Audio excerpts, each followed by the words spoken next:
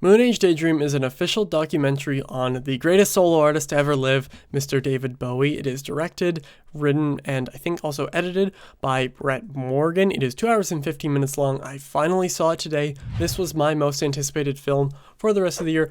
As you can tell, I love Bowie. He is one of my biggest inspirations, one of my biggest idols, and as I said, my favorite solo artist of all time. And I was very interested going into this movie, and then it premiered at all these festivals, and everyone said it was perfect and amazing, and it was a masterpiece. And yeah, they were right. This movie is pretty freaking amazing. So this film really dives deep into the biggest moments of his career and the biggest kind of era. It starts off at Ziggy Stardust and goes all the way to Let's Dance. You still see parts from the other eras and stuff like that in the 90s and all that other stuff, but mainly it focuses on this. But this film is not at all like any other music documentary you've seen before. I've seen quite a few and I really enjoy them. I think the last one I watched was Oasis's Supersonic. I think that's what it was called, and I thought it was really good. But this film is different because it doesn't have any of these. Well, I just think that Bowie was a true character and something new when it came to the genre and rock as a whole. He was really something different, and I think that's why people paid attention to him. No, there's none of that in this film. I don't think there is a single interview with any other kind of musician and stuff like him, and obviously, unfortunately, because Bowie has passed away, there isn't anything of him narrating from now, I guess. It's just old interviews which you see, but just other things where like you don't, at least I didn't exactly know where they came from. And some people have compared it, saying that like this is Bowie kind of narrating it from the afterlife, and I think that's a cool way to kind of explain it. That really shows you the vibe of this movie. It's very psychedelic at times, very chaotic, very loud, but also very small and quiet and subtle, and it jumps around. It is not a linear documentary at all. Again, that's another thing that a lot of music ones, this is start, this is the end. No, it jumps all around, but I never felt lost,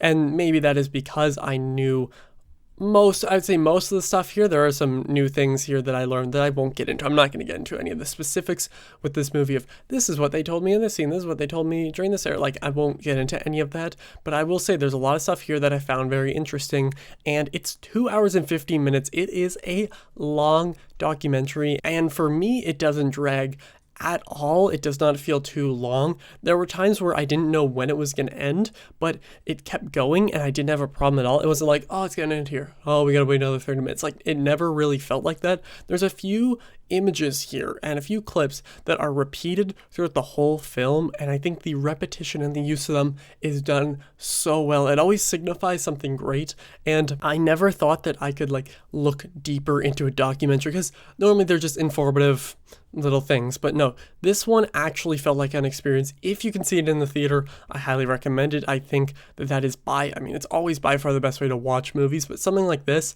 will be completely different watching it in the theater or at home. Even if you have a great sound system, like there are some times where a song, because there's a lot of concert footage too, will like go like this and pan from left to right and back and forth, and I thought it was really well done. I think the combination of his old interviews, a lot which I had seen, but some other ones that I didn't even know of, so interviews, concert footage, narration from him, and just, I don't know, like clips from some of his movies as well, some music video stuff. I thought it was all blended together really well. I think Moonage Daydream is one of the year's best films and one of my favorite documentaries ever, if not my favorite. Like, it really just blew me away. I went into it expecting something great because I love the trailers, I love Bowie, and I could tell there was going to be something different here. And I think it's because it is so different from every other documentary, and so many people could say that. And if it doesn't make sense to you, that's okay. And maybe you'll only like the traditional style where they take Trent Reznor, they're like, okay, what was it like working with him? Robert Smith, how did he inspire you? Like, none of that's in this film, but I didn't care because I was too focused on what was going on at the time and how it was portrayed. And again, it's not a linear story. It really jumps around in the years. It doesn't be like 1975 on the screen or 1976. Like, it never has stuff like that, but everything is connected so well. And again, those psychedelic images are so well done. And sometimes, like a song like Sound and Vision, they'll like start at the bass track and then bring in the guitar, and it'll be shown by like paint like splashes on the screen, if that's even the proper word to explain it.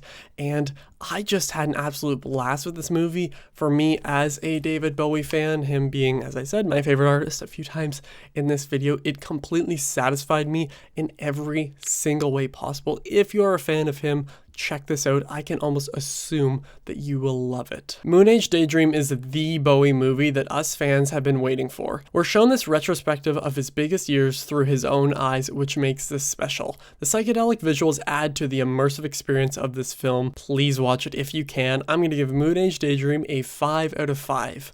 I'm not sure how popular this will be in theaters. My theater probably had under 10 people in it, but then again, I saw it at 12:45 on a Sunday afternoon, so maybe that's it. I know it played at a bunch of festivals and everyone's really enjoying it.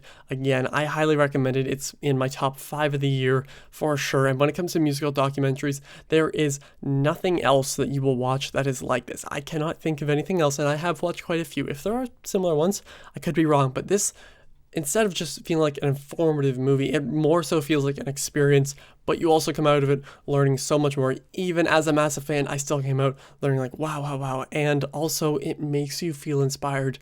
I felt like just so appreciated while watching this movie because you could tell Bowie had a strong appreciation for his friends. I'll stop ranting about this movie. You guys should check it out. I will have a bunch of new reviews out soon as well. I'm going to see Don't Worry Darling really soon. I'm going to watch The Munsters on Tuesday. But if you've seen this film, let me know what you think of it down below. And thank you all for watching. I will see you guys next time. Over and out.